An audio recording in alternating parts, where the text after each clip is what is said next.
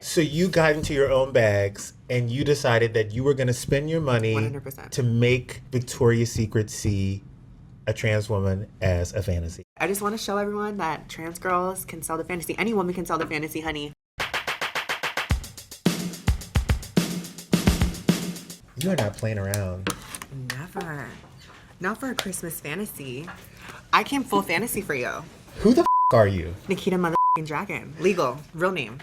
Let me start off by saying you had the clapback of the year. That's why you're here. Yeah. But when I dug deeper into your story, it's actually very interesting. You are from Mexican and Viet background. Yes. Which to me seems like two of the most traditional backgrounds ever. Solid in their ways, let me just say. I was very fortunate. I came up in a very big and tight-knit family. And I think ultimately my parents just wanted to see me really happy. And for a while, I was really content just being a gay boy. But then I just felt this weird moment. I wanted something even more. At what age did you connect that this isn't just about being gay, this is something deeper? Doesn't sound crazy. I was probably like 5 or 6. No. I swear on There's everything. no way I you swear could on know. everything. What age are you in preschool? You're 5. 5. So kindergarten. I was 5 yeah. years old. I would dress up with the other girls and I would play dress up and I'd put on the dresses. My preschool teacher was really cool. One of the days, another teacher came in from a different class and she saw me playing dress up and she was like, "What are you doing?" Like yelling at me, freaking out on the teacher. "This is disgusting. Why are you letting him do this? We need to call his parents." It was really traumatic for sure. I think it was just such a crazy moment. I mean, your whole world up to that point is just like fun and games. And you remember that vividly. And I remember that so vividly. And that was the absolute first moment when I was like, oh, there's something different about me and I need to hide it. For me, telling someone that I was gay was a liberating moment. Yes. I came out to my 2 best friends and you came out to 1.8 million people. That's what started my whole journey. I turned on the camera and I was looking at the camera and I said, "I am transgendered." And I just thought, well, if I put it out online, I'm going to have to face it. It was the first time I ever even spoke it out loud. Never even said it in the mirror. Never even like thought of it. I just was like, if I just put it out online, I'm just going to have to deal with it. And then all of a sudden it went viral. And I have my aunts and uncles calling me. My parents are calling me the next day. Wait, your mother found out Yeah. from YouTube. Mm-hmm. Was that by design, or did you just feel like if you were honest with a billion people, that it would be easier that way than doing it one-on-one? I think I did think it would be easier. I was just so scared about what everyone would think, and I'm that type of person where I'm like, I just have to jump into it, and that's what I did. I literally just took the leaves and bow, and I jumped off the bridge. It's so funny because I've lived here for 8 years, and it takes bitches lifetimes to become snatched. And you snatched it up in 3 motherfucking years. Mm-hmm. How did that transition happen? Like, what was the process for you? And how much money did it motherfucking cost? Because you look expensive. You look expensive all the time. Yeah, it's a walking investment for sure. I was just super determined. I mean, a lot of people really were on me for transitioning as fast as I did. It took me about a year to fully transition. I don't come from a money background. I did everything on my own. I was going to college at the same time, so I was a broke college kid, so I was paying my way through school on top of all of it, and I was also doing YouTube and everything, and I was living in a 2-bedroom apartment with 4 roommates, and I just was so determined. It didn't matter how I did it or how I hustled, but I really wanted to do it differently. I came here meeting the most beautiful trans women, and it really saddened me that so many trans girls who are so beautiful, wearing Louboutins, going out with, all sorts of guys and being treated as goddesses, they would have to resort to sex work in order to get the money to pay for their procedures. Yeah. And although I do not judge anyone, it wasn't for you. It wasn't for me, and I never wanted a man or anyone to say, "Oh, I paid for that," or "Oh, I paid for her." You made a bold statement that you became obsessed with plastic surgery. Mm-hmm. And I've seen women who have been obsessed with plastic surgery. Yeah. I don't see it on you.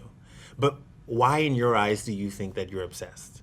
Well, for my transition, I definitely needed certain procedures to become the woman that I feel on the inside. So it was more of a journey to match my outsides to my insides. So there were a lot of procedures. And it got to a point where I kept going in and fixing this, and then this would kind of go a little weird. So then I would fix that, and then that would go a little weird. And then it was just a constant game of, you know, I got my breast done literally 4 times this past year.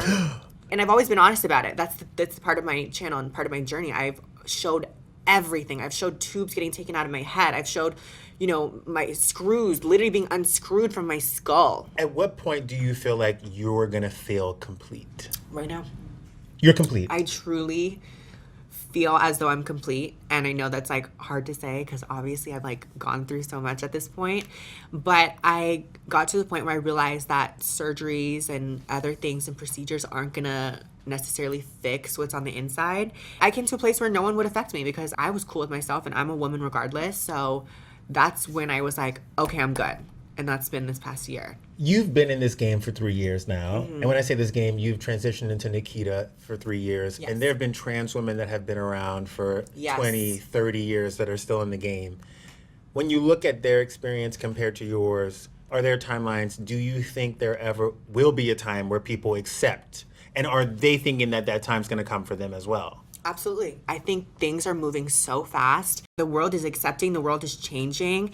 And it's one of those, we're not knocking on the door, we're kind of kicking the damn door down. We see shows like Pose, we see shows like Transparent.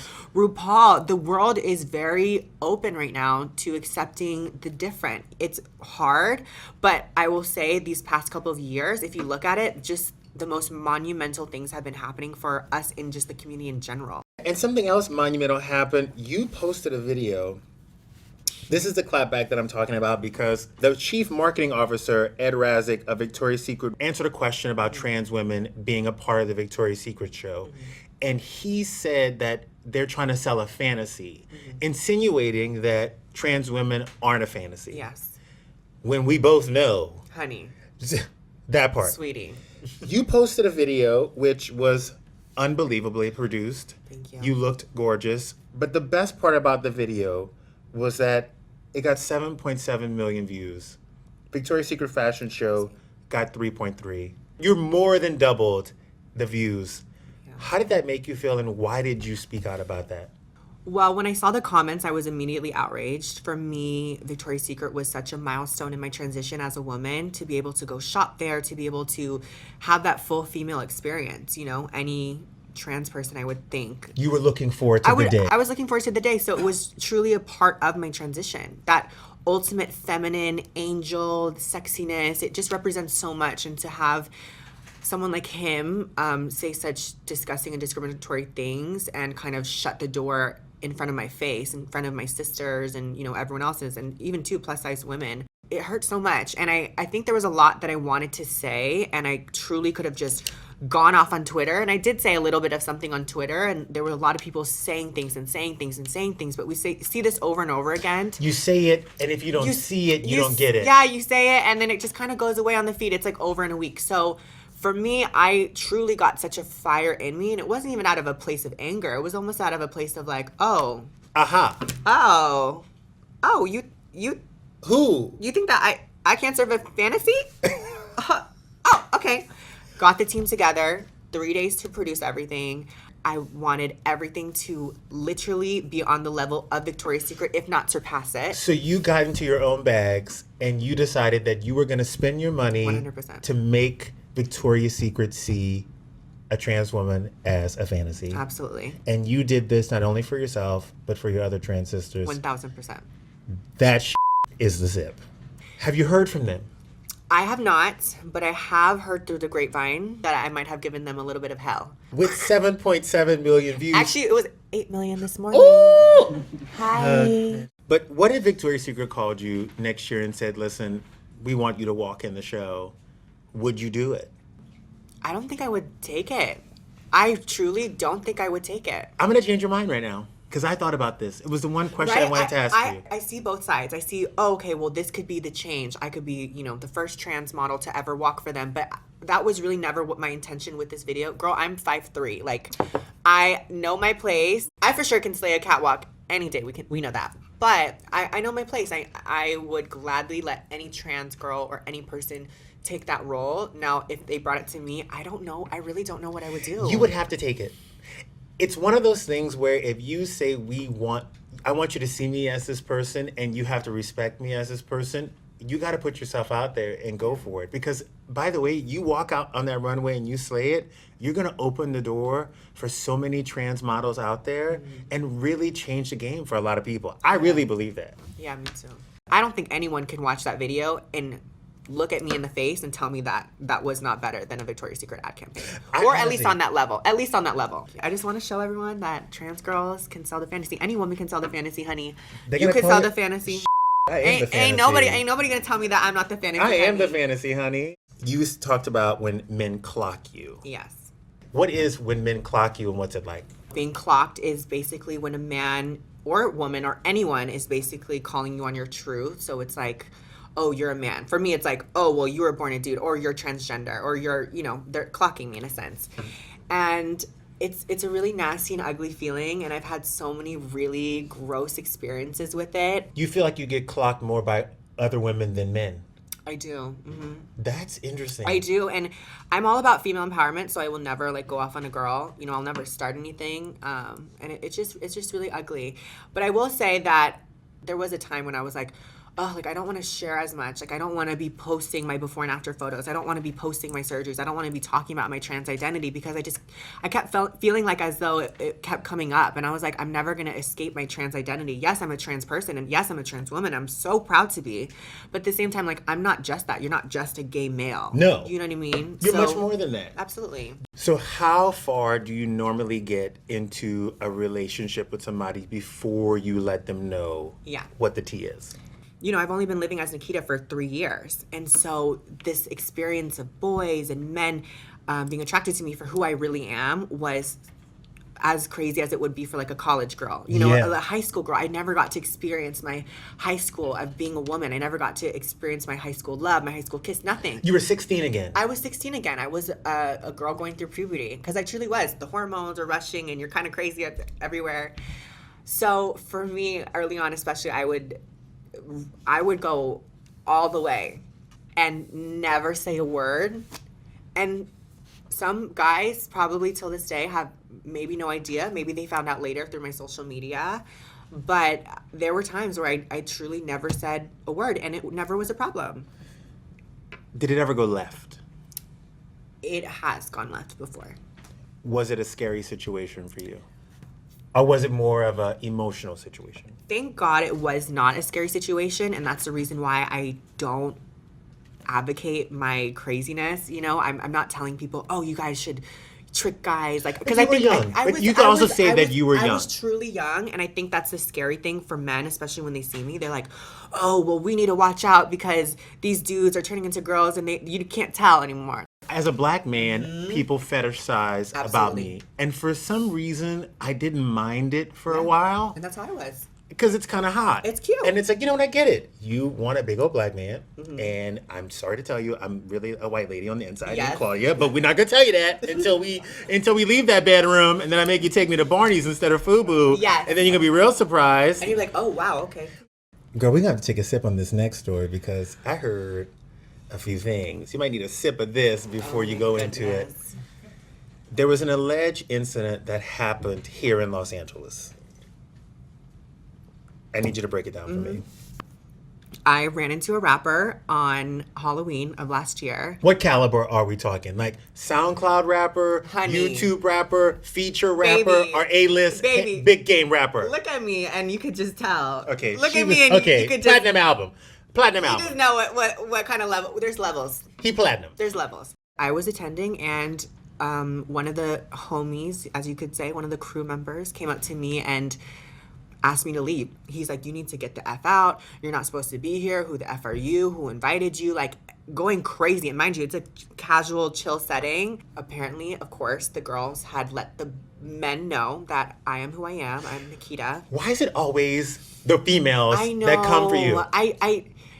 I don't know. And I'm not mad about it because I just choose not to be. I'm not going to sit here and girl hate on another woman, but I do understand the fact of feeling threatened. I do. I was leaving and I never saw the rapper actually up until this point at all, even at his own house. The window of the Rolls Royce just goes, yo, grab her, get her number, back up. That's it. ho, that. Homie kicks you out. Yep. You're walking out. Yep. Strutting. Hair on point. Makeup on fleek. 4 a.m. Yep. Rapper stops you. Yep. Says, get that number. Yep. Okay. Bitch. Hey, somebody got a pen? Who's got a pen? I am dying. No. Oh. Legally, I probably can't find this out on air, but Oh. I'm going to need you to write in Braille who this motherfucker was. I just need to know. Let me just take a swig real quick.